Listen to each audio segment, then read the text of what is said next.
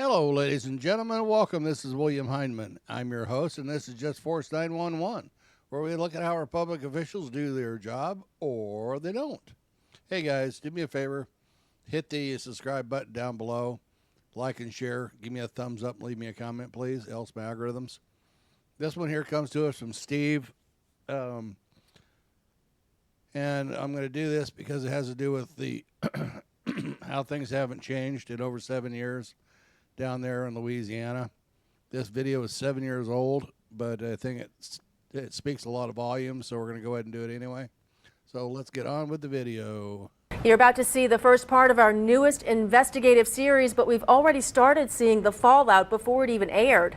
State Police Superintendent Colonel Kevin Reeves suspended 3 troopers and is investigating a 4th. Yeah, they are suspected of abusing a ticket writing agreement with many local parishes. That program has also been suspended pending an internal review. It's known as LACE and stands for Local Agency Compensated Enforcement Detail. It allows 44 parishes to hire troopers to write tickets on highways in those parishes.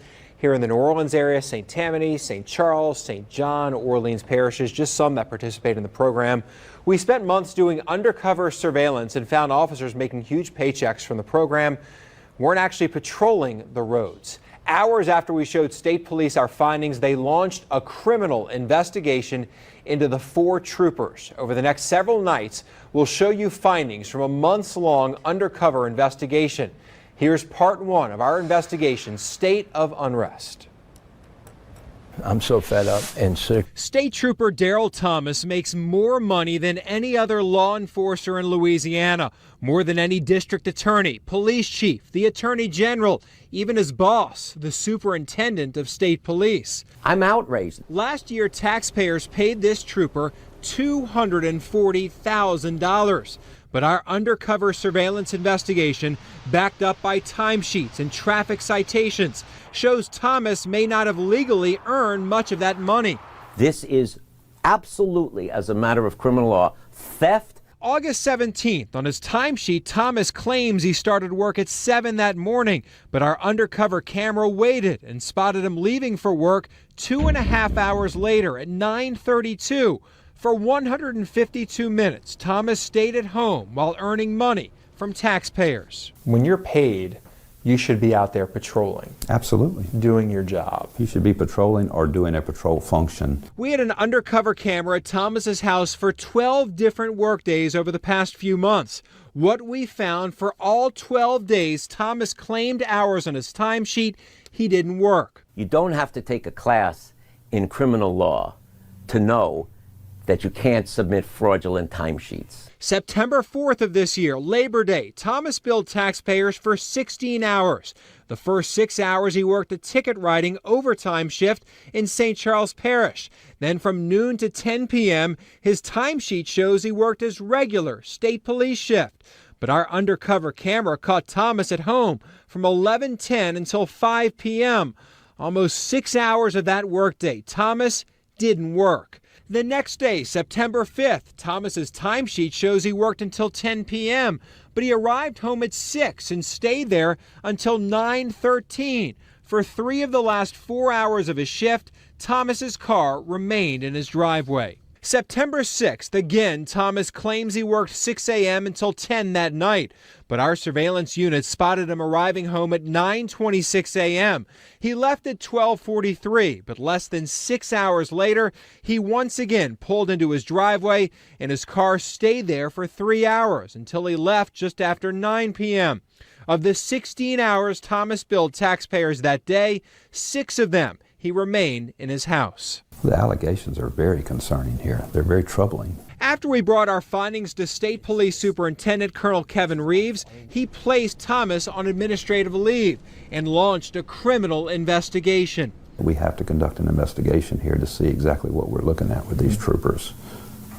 What we've seen on the camera is of great concern. Thomas has historically been the highest overtime earner in the state and is consistently ranked among the state's highest paid employees.